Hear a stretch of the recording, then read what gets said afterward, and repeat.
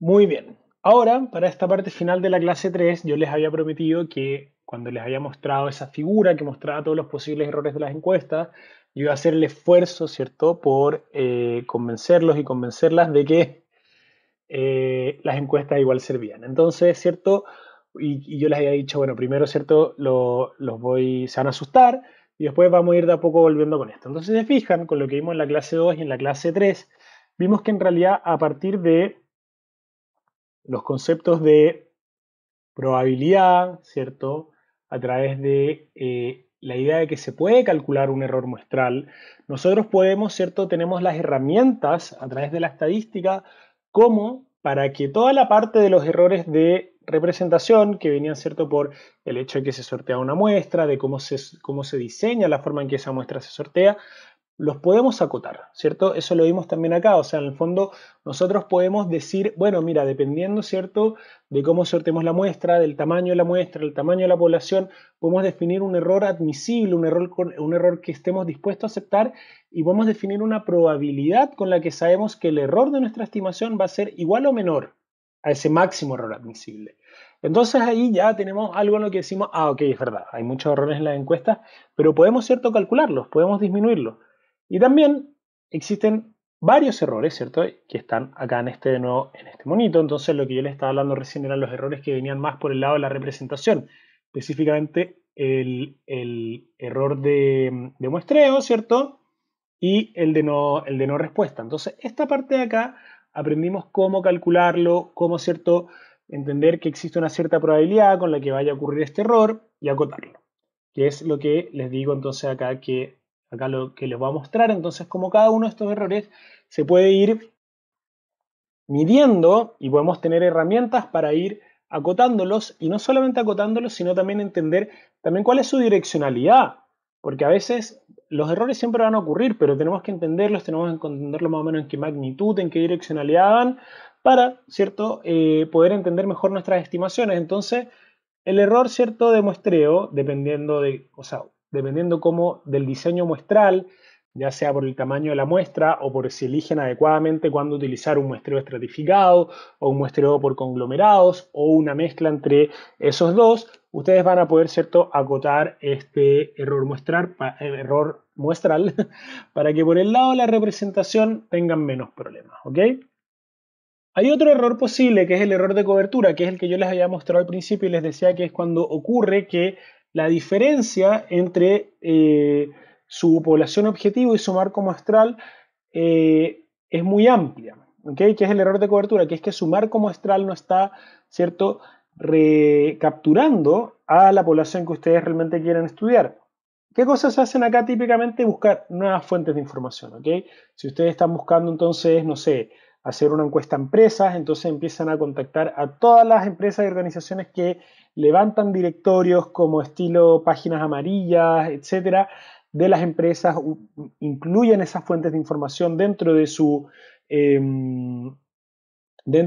marco muestral o realizan empadronamientos, por ejemplo, que es lo que se hace muchas veces, que antes, por ejemplo, de ir ustedes imagínense, están sorteando o están haciendo una encuesta en una comuna en específico, y ustedes saben que su marco muestral puede estar relativamente desactualizado, las manzanas y las viviendas que están ahí, que es un empadronamiento. Ustedes mandan a personas, ¿cierto?, a recorrer las manzanas antes de sortear la muestra y entonces se cercioran, acá efectivamente hay viviendas, no, mira, acá antes había una vivienda, ahora hay una empresa, acá antes había una casa, ahora hay un edificio, ok, entonces tenemos que ir y este edificio empadronarlo entero y ver cuántos departamentos hay, cuántas personas viven ahí, ¿cierto? Y recopilar la información que ustedes van a necesitar para hacer ¿cierto?, el sorteo de su muestra. Eso es un empadronamiento, que ustedes van al campo, ¿cierto?, a la realidad previamente y recopilan información de esta para después poder hacer, o sea, para disminuir el error de cobertura y también para después poder hacer un mejor diseño muestral. ¿Ok? Esas son dos formas en las que se pueden disminuir tanto el error de cobertura, por un lado, con los empadronamientos y el uso de nuevas fuentes de información, y el error de muestreo a través del diseño muestral. Hay otro error que existe en la diferencia entre la muestra que ustedes sortean y los que efectivamente les responden. Entonces acá es importante que ustedes en la gestión del trabajo de campo tengan información de qué fue lo que se hizo, que son el análisis de las tasas de no respuesta, las tasas de respuesta y la tasa de contacto. Es decir, ver, ok, a quiénes logré contactar, cuántas veces fui a contactarlos, o hay alguna parte de mi muestra que hice más esfuerzos por contactar que otra. Lo ideal sería que esos esfuerzos fuesen homogéneos, ¿ok? O que a la parte, o que si hay una parte de la muestra que les responde súper rápido y es fácil de encuestar, entonces pongan más esfuerzos en la parte de la muestra que es más difícil para que logren, ¿cierto?, la respuesta o la mayor tasa de respuesta posible. Luego pueden ver, ¿cierto?, si es que la tasa de respuesta se puede haber visto afectada por algún efecto de los encuestadores o encuestadoras que particularmente se les sorteó y se les asignó esa muestra para ir a encuestar.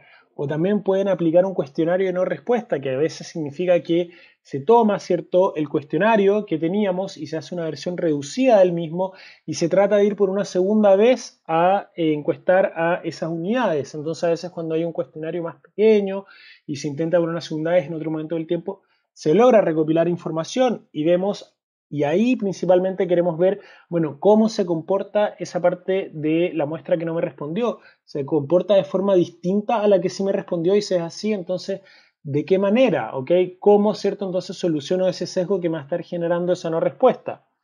¿Ok? Y lo más importante sobre todo acá es tratar de que la tasa de respuesta sea lo mayor posible. Entonces, lo importante acá que yo les quiero decir es que por lo menos por el lado de la representación, también por el lado de la medición que les voy a mostrar ahora, para cada uno de los errores posibles que se pueden cometer en las encuestas, hay acciones que se pueden tomar y hay acciones que son efectivas para tratar de disminuir estos errores a lo más posible y también entenderlos a cabalidad. ¿Ok? Por el lado de la medición, el primer error que vamos a ver es el de la validez, que es que existe un constructo, una idea, que es lo que se quiere medir, y luego hay una forma en la que se mide, ¿ok? Que es una pregunta, que es cómo se plantea la pregunta. Ese es el error de validez, que es que mi pregunta puede no ser entendida. Para esto existen los test cognitivos, ¿ok? Que son básicamente, se pueden dar, ¿cierto?, con metodologías específicas distintas, pero básicamente consiste en que una persona va, le plantea, ¿cierto?, la pregunta que se diseñó a una muestra que es similar a la muestra objetivo, o sea, a la población objetivo del estudio, que comparten, ¿cierto?, las características principales y se indaga sobre si están entendiendo la pregunta o no y si la forma en la que están entendiendo la pregunta realmente está, ¿cierto?, capturando el constructo que se quiere medir. Y a partir de esos hallazgos que se obtienen en esas entrevistas, que son, ¿cierto?, esto es un análisis totalmente cualitativo, se ajustan, ¿cierto?, los conceptos de las preguntas, las redacciones de las preguntas para garantizar que las unidades que ustedes van a ir a encuestar efectivamente las entiendan bien y que el constructo que ustedes quieren medir sea por lo que les van a responder. Luego existe un error de medición que se da entre la respuesta efectiva, o sea, entre la pregunta y la respuesta efectiva, ¿ok? Acá en el fondo es importante pilotear los cuestionarios, que es hacer un pretest antes de ir al trabajo de campo completo. Es decir, si ustedes van a encuestar una muestra de 20.000, de 200.000, hacen antes un pretest con una muestra mucho más chiquitita y testean el cuestionario, testean cómo funciona. Después hacen focus group con las personas que encuestaron, ¿cierto?, en ese pretest y se dan cuenta, oye, quizás al momento de ver el terreno se dieron cuenta que había una parte del cuestionario que no funcionaba o que las personas, ¿cierto?, se terminaban marcando una opción por sobre otra porque quizás había un sesgo de deshabilidad social al momento de que viene un encuestador haciéndoles una pregunta con la que esas personas se podían sentir conflictuadas. Todo eso son insumos súper relevantes para terminar de ajustar los cuestionarios. O, por ejemplo, con cuestionarios web, la paradata de la navegación, de ver cómo las personas navegan, en qué preguntas se quedan más pegados, más tiempo. Eso puede ser un indicador de que les está costando responderla, ya sea porque no la están entendiendo, o porque no recuerdan lo que les están preguntando, o porque, por ejemplo, en el caso de empresas, tienen que ir al departamento de contabilidad para poder responder una pregunta, ¿cierto?, que esté preguntando sobre alguna inversión o sobre el total de ventas en algún momento del tiempo. Todas esas cosas de nuevo son útiles para entonces ajustar los cuestionarios para disminuir este error de medición.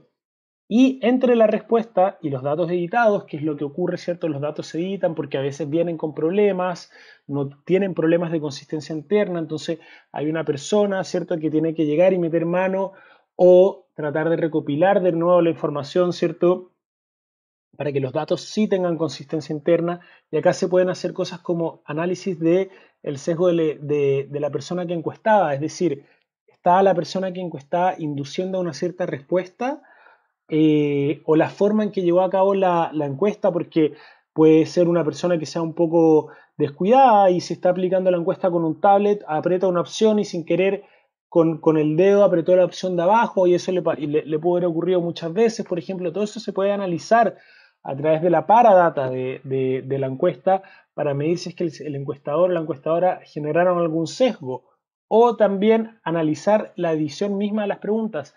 ¿Dónde están las preguntas en las que saltaron mayores errores de consistencia interna? ¿Cuáles son las preguntas en las que se hicieron las mayores ediciones? Y esas ediciones, ¿cómo se hicieron? Se hicieron buscando la información, ¿cierto? Después directo en la fuente, o porque la persona que estaba validando aplicó un criterio, y si ese criterio lo aplicó, ¿cuál fue? ¿Es un criterio válido? Todas esas son cosas que al momento de llevar a cabo un trabajo de campo ustedes tienen que preocuparse, ustedes tienen que hacer. Si ustedes están licitando una encuesta desde un ministerio donde sea, tienen que preocuparse por todos estos errores y por llevar a cabo, ¿cierto?, todas las posibles acciones que estén dentro de sus recursos para disminuir los errores de las estimaciones que ustedes vayan a hacer con sus encuestas. Entonces, ojo que cada una de estas cosas es un mundo, o sea, es un mundo, hay libros, papers, sin fin de esto. Yo acá les estoy contando rápidamente nomás porque no es el objetivo del curso meterse dentro de cada uno de estos, pero lo importante que yo quiero que ustedes sepan es que estas cosas se hacen, se llevan a cabo.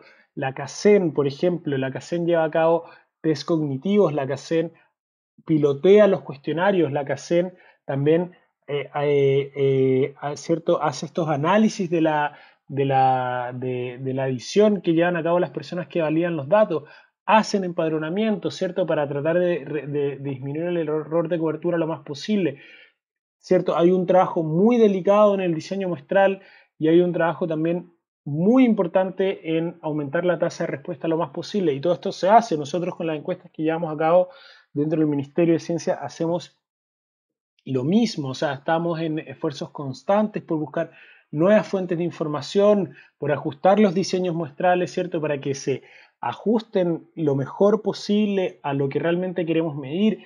Trabajamos con el INE buscando incentivos para que las tasas de respuesta sean lo mayor posible. Cuando hacemos un cambio al cuestionario, hacemos test cognitivos, analizamos, ¿cierto?